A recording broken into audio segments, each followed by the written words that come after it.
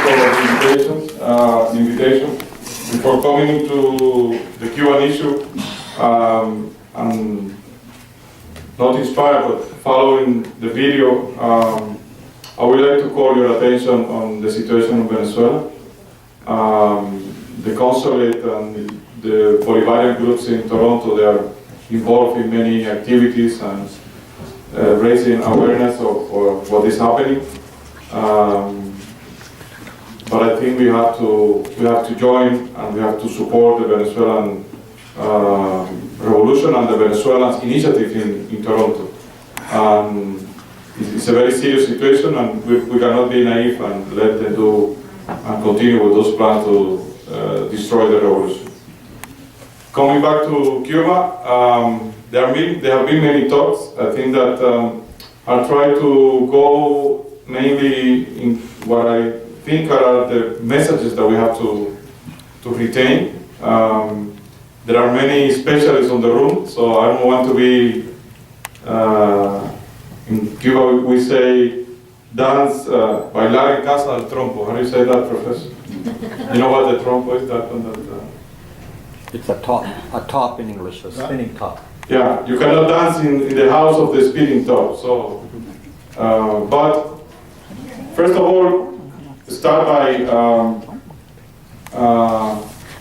it's a very simple concept that you cannot understand what is happening now and what is going to happen in the future of Cuba-US relationship if you don't go back to the past. Professor made a very good presentation.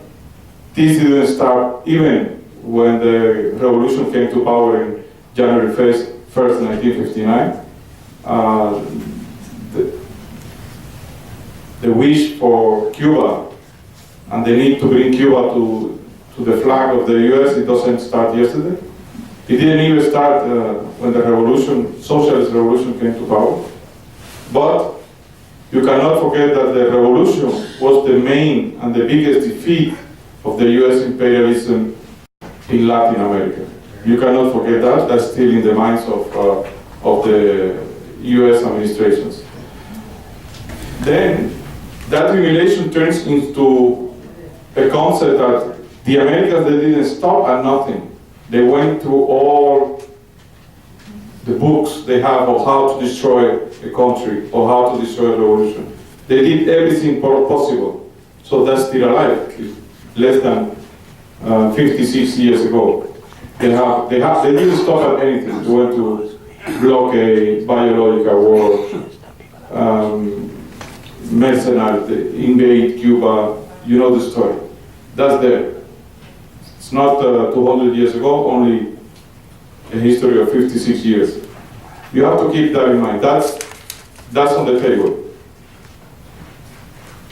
But we understand from, believe me, we understand if it is a positive, if it is coming from a friend, we understand that most of you or most of our friends, they have concerns about what is happening. But I think we should be clear, we have to leave this room that what is happening is a positive scenario. The dialogue opens a lot of challenges, but also opens many opportunities for the Cubans. And as my two predecessors mentioned, you have to trust the leadership of Cuba, the wisdom of the Cuban Revolution, but you have to trust the Cuban people. The Cuban people that have been educated culturally, politically, professionally by this revolution that we are talking about. So trust the Cubans. This is a very positive scenario. The decision itself is positive of establishing relationship, then normalizing. And it's important to distinguish between reestablishing and normalizing. It's not the same. They are going to take, normalization is going to take a long time, in my opinion. And out of this, we should also take into consideration that the blockade, which is the main obstacle for the normalization, is still alive. So the decisions by the Obama administration, they only touch few areas of the blockade. The blockade, which is a criminal policy against Cuba, is economic, financial blockade against Cuba, still alive, intact, completely. There's a very important, I don't know if Morteza has it on the table, there's a very important interview to Josefina. Yes, it's on the table. About the process. It's on the table. And Josefina makes a very important explanation that is not on the press we read every day. It's in the Cuban press.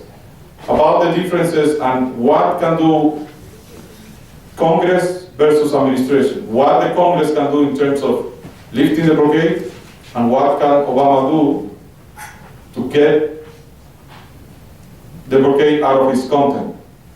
And it's amazing, you have to read that article. So it's only, the blockade can only, the Congress can only do two things. Well, is the Congress the only one that can say that the blockade is over? It's a law, so they can say this law is over. The Congress can also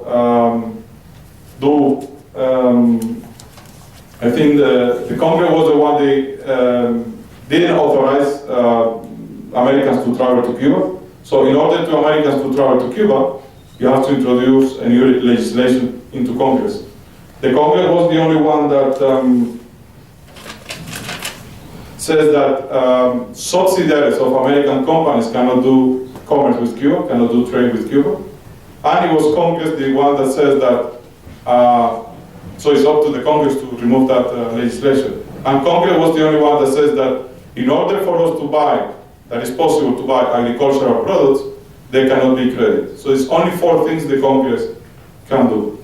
So the universe for Obama to act is unlimited. Because of the same Congress, by law, says the executive, in this case Obama, he has a lot of presidential licenses or powers to modify the blockade. So one of them, and I don't know if you're familiar with the blockade, but Obama, for example, he can do something that is very simple. Cuba cannot use the US dollar in its international trade. Obama can facilitate that. And it's not in the announcement of 17D. So this is one of the things Obama can do. Obama can allow, so far we can only buy agricultural products from the US. Obama can allow some of the other products to buy. So he can extend the measures to other areas. In the past announcement, there was no mention of that. Obama can also authorize trade in both directions. So now it's only, in the announcement it was telecommunications, they can come to Cuba. And, well, we can buy some agricultural products. But we cannot sell anything to the US. So Obama can say, okay, more companies can do business with Cuba, but Cuba can also, as happened to every commercial relationship between the countries, a normal relation implies that I sell you, but I can also buy from you. So far the US doesn't buy anything to Cuba. We know that the blockade also imposes some other irrational measures, like we Cubans, we cannot buy any product that contains more than 10% of American components. You can name everything. I don't think there is something in the world that doesn't have American components. So people, they even question, why don't you have in Cuba airplanes? We lease all our airplanes. Well, if you go to an airplane, even the most famous European airplane, the Airbus, have more than 10% of American components. So we cannot access even airplanes. To have an airplane for Cuba will give you security. So now we don't even have our own airplanes. But also, Canada cannot buy, just to mention a country, or any country in the world, cannot buy a product, US cannot buy a product, even if it is Canadian, that contains in its production Cuban products. So if a product has something that is derived from the Cuban nickel, you cannot sell it to the US. If a company is doing chocolates and it has Cuban sugar, it cannot go to the US. So Obama can also address this. It doesn't have to wait for the Congress. So he can do an executive order to challenge this. And there are so many others that I think it's important for us to know, because people they are saying, okay, Obama did what he had to do, but now it's up to the Congress to remove the blockade. No, it's unlimited what Obama can do to remove the blockade from its content. And then leave those 4 things for the Congress to solve it. There's another important concept that I want to talk about Cuba-US, that is the relation between Cuba and the US. They have been, for many years, and even today, asymmetrical. Sometimes the people they are saying, okay, now you're talking, and now you have to do that. But in this relationship that is asymmetrical, Cuba is on the waiting position. Because if you say, okay, the Americans, they have a blockade on Cuba. We don't have a blockade on the US. We don't impose any sanctions to the US. The people say, okay, the Americans, they have Guantanamo base in Cuba. We don't have a base in the United States so that we can negotiate.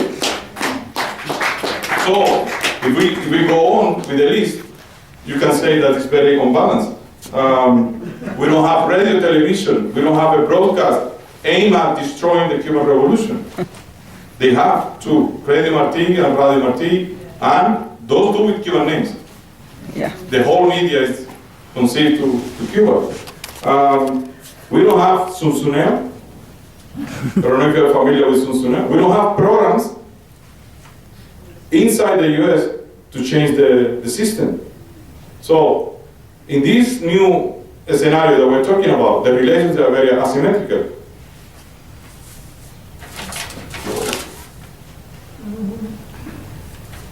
There's a very important confusion going in the press. Of course, no? West, capitalist press. There's a confusion that they are sending the message that Cuba has to give something. Because in a negotiation, you have to give something. So they are waiting, okay, the US already did this, what Cuba is going to do? Well, we don't have to do anything. Because it is asymmetrical, and we sit on the table on equal footing. On equal basis. So you cannot expect that to improve this negotiation, Cuba has to give or do something to change the internal situation of Cuba, to change our political system, to change our democracy. This is up to the Cubans, as Professor mentioned. It is up to the Cuba to decide what doesn't work for Cuba, but not on a negotiation table with another country, not the US, with anybody. So they are fueling that on the press. You can read it these days. So Cuba has to do this, Cuba has to do that. It's very important that we leave this room with that idea. I think we are entering a new stage. We are supposed to leave confrontation. We know more than 56 years of confrontation, what was the result. We are coming on to a normal relation that is called diplomatic relationship.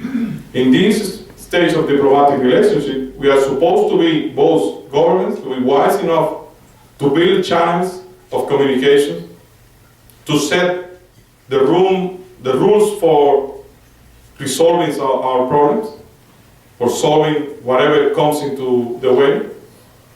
But that's what is happening now, and that's why I said at the beginning, it's a positive scenario. It's not going to happen tomorrow. We have to build that scenario. We already have we had 2 talks already. Yesterday was one in the US. The previous one was in Cuba. They both came with positive outcomes.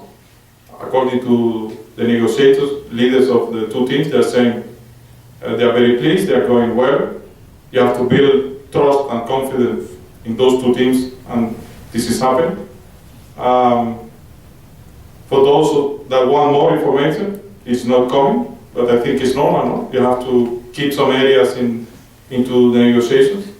The expectation yesterday were big. They were saying that both teams, they say maybe that before April we may have embassies, and But they also mentioned that establishing relations and open embassies, they are separate because people want everything now to come together, you know? Like people in Toronto, they are saying we're going to have McDonald's, but you first have to ask Cubans if we want McDonald's in Cuba. So the minds are going very fast. And something that is very important, and Cuba said very clear yesterday, not as a condition, but as a matter of justice. And for us, it's a moral issue. Cuba has to be withdrawn from the list of countries that sponsor terrorism. That's a very big job.